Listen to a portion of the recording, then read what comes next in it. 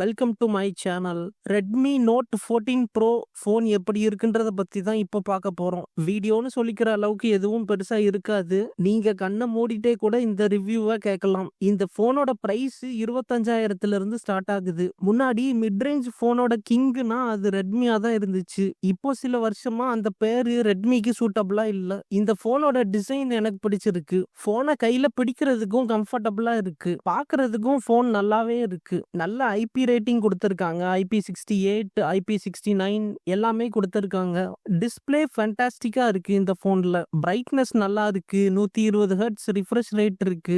HDR10+ and Dolby vision சர்டிபிகேஷனும் இருக்கு. Display ப்ரொடெக்ஷனுக்கு gorilla class victors 2 கொடுத்துருக்காங்க. ஓவராலா டிஸ்பிளே நான் முன்னாடியே சொன்ன மாதிரி நல்லா இருக்கு. இந்த ஃபோன்ல இருக்கிற ஸ்பீக்கரும் சூப்பரா இருக்கு.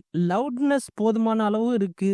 ஆடியோ கிளாரிட்டியும் நல்லா இருக்கு. One of the best in mid range phones.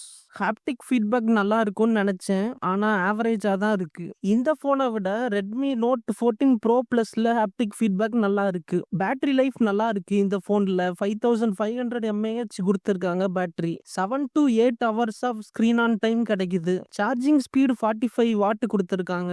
Mid ரேஞ்சில் என்ன பொறுத்தவரை இந்த ஸ்பீடு அக்செப்டபிள் தான். இது வரைக்கும் மோஸ்டா இந்த போனோட பாசிட்டிவ்ஸ் பத்தி தான் பார்த்திருக்கோம். இப்போ நெகட்டிவ்ஸை பத்தி பார்க்கலாம். நெகட்டிவ்ஸ்னு சொல்ல முடியாது. சில விஷயங்கள் ஆவரேஜா இருக்கு இந்த போன்ல. அதை பத்தி இப்போ பார்க்கலாம். பெர்ஃபார்மன்ஸ் ஆவரேஜா தான் இருக்கு இந்த போன்ல. டைமென்சிட்டி 7300 அல்ட்ரா சிப்செட் தான் கொடுத்திருக்காங்க.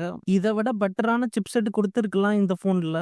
இந்த பிரைஸுக்கு இந்த போன் டெஃபினட்டா ஃபாஸ்டான போன் கிடையாது. கேமிங் எடுத்துக்கிட்டீங்கன்னா இந்த போனை விட இந்த போனோட காம்படிட்டர்ஸ் தான் நல்லா பெர்ஃபார்ம் பண்றாங்க. ஆண்ட்ராய்டு வெர்ஷன் 14ஓட தான் இந்த போன் வருது. ஆண்ட்ராய்டு 15 கொடுத்திருந்தாங்கன்னா சூப்பரா இருந்திருக்கும். 3 வருஷம் OS அப்டேட்ஸ் ப்ராமிஸ் பண்றாங்க.